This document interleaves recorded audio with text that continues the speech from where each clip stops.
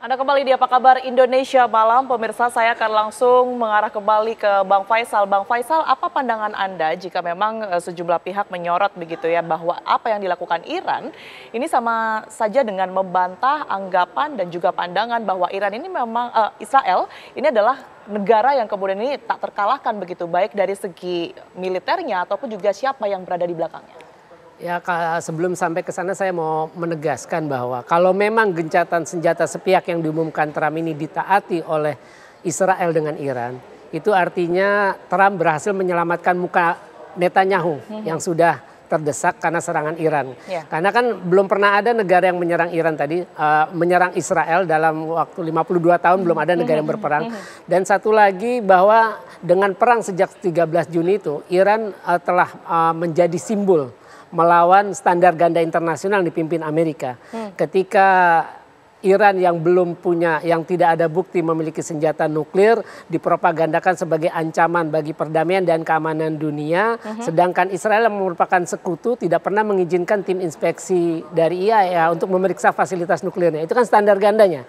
Yang kedua, Iran sejak perang 13 Juni ini sudah menjadi simbol melawan hegemoni Amerika yang ingin mendikte negara-negara di Timur Tengah. Ya. Kita tahu salah satu proyek Trump sejak periode pertama adalah normalisasi, membuka hubungan diplomatik dengan Israel. Nah, Trump istilahnya tinggal semua negara Timur Tengah ini sebenarnya udah berada di bawah kendali Trump ya, termasuk Turki itu sendiri karena Turki kan gabung dengan NATO, kemudian juga punya hubungan diplomatik dengan Israel. Nah, tinggal satu-satunya simbol yang tidak bisa didikte oleh Trump atau Amerika di Timur Tengah adalah Iran yang selalu yang sejak awal kemenangan revolusi menyatakan deklarasi bermusuhan dengan Zionis, bermusuhan dengan Amerika. Baik, bahkan pangkalan militernya saja ini kan dibangun pangkalan militer Amerika ini di negara-negara Timur Tengah kecuali di Iran, begitu, betul ya? Ya, memang benar. Ada sekitar 28 pangkalan militer Amerika di Timur Tengah. Oke, baik. Sebelum saya ke Mas Wahyu, mungkin saya ingin melihat kondisi terbaru ya yang saat ini berada di Iran begitu, bersama dengan kontributor TV One di Iran ada Said Idrus di sana. Selamat malam waktu Jakarta. Assalamualaikum. Said Idrus, seperti apa kondisi terkini di sana? Apakah serangan-serangan masih terus berdatangan di wilayah Teheran, Iran? Ya, Waalaikumsalam warahmatullahi wabarakatuh. Selamat malam bagi masyarakat Indonesia. Sekarang pukul 3.30 waktu Iran.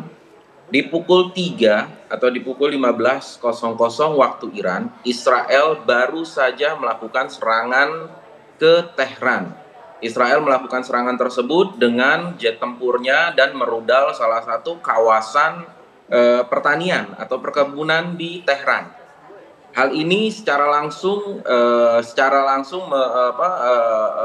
menyatakan bahwa Israel melanggar gencatan senjata yang telah diumumkan oleh Trump pukul 2. 2 kali sudah Israel melakukan pelanggaran dalam gencatan senjata yang Trump sendiri yang katakan. Karena Trump menyatakan bahwa gencatan senjata dimulai pukul 2 dini hari waktu Tehran, tapi Israel masih menyerang Tehran pada pukul 3.30 dini hari, dan akhirnya Iran menyerang balas dengan serangan yang cukup kuat pada pagi hari ini di pukul 7. Dan Iran menyatakan sekarang sudah selesai, kalau mau gencatan senjata Iran akan terima dengan syarat bahwa Israel tidak lagi menyerang Iran. Tapi jika Israel menyerang Iran, maka Iran akan menyerang Israel lagi. Dan jika Amerika ikut campur tangan, maka Iran juga akan menyerang fasilitas-fasilitas atau pangkalan-pangkalan militer Amerika yang berada di kawasan.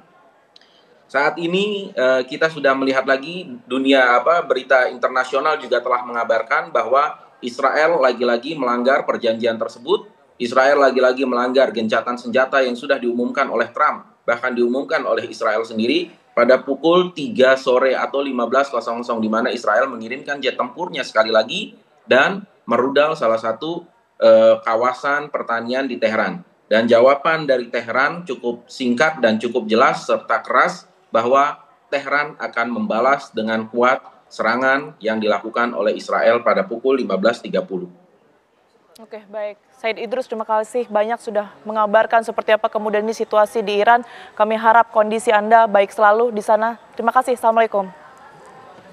Baik, saya kembali ke Mas Wahyu. Mas Wahyu, pada saat Anda berkunjung di tahun 91 dan juga 99 dengan Presiden Gus Dur kala itu ya, apakah sudah ada pembicaraan-pembicaraan yang saat ini kemudian menuai sorotan seperti salah satunya bahwa Iran ini akan membangun pabrik nuklir di negaranya? Apakah isu-isu ini juga sempat terdengar, Mas Wahyu? Iya, memang kami bicarakan tentang lebih banyak masalah agama dan kebudayaan.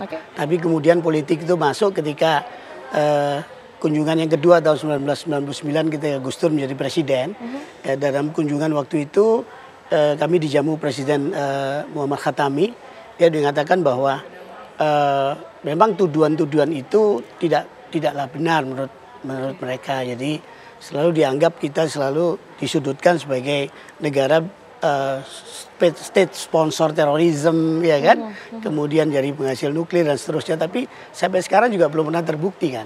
Tapi kan enak saja itu sebelah menuduh begitu rupa. Nah itu jadi selebihnya memang mereka banyak memberikan penjelasan sifatnya normatif keagamaan karena mengatakan bagaimana menjaga hubungan baik antara perbedaan pemikiran keagamaan atau mazhab agama antara Sunni di Indonesia dengan Syiah di Iran itu. Jadi rupanya waktu itu Gus Dur mencoba untuk mencari titik temu, ya kan, yang memang selama ini menurut beliau karena memang belum dikomunikasikan secara intensif sehingga timbul kesalahpahaman seperti itu. Oke, baik. Bu Susi, kalau saat ini ada upaya dari Presiden Rusia begitu ya, Vladimir Putin, untuk kemudian menjadi mediator, bahkan sudah ada rencana untuk menemui Menteri Luar Negeri dari Iran begitu. Anda melihat motivasi dari Putin ini apa, Bu?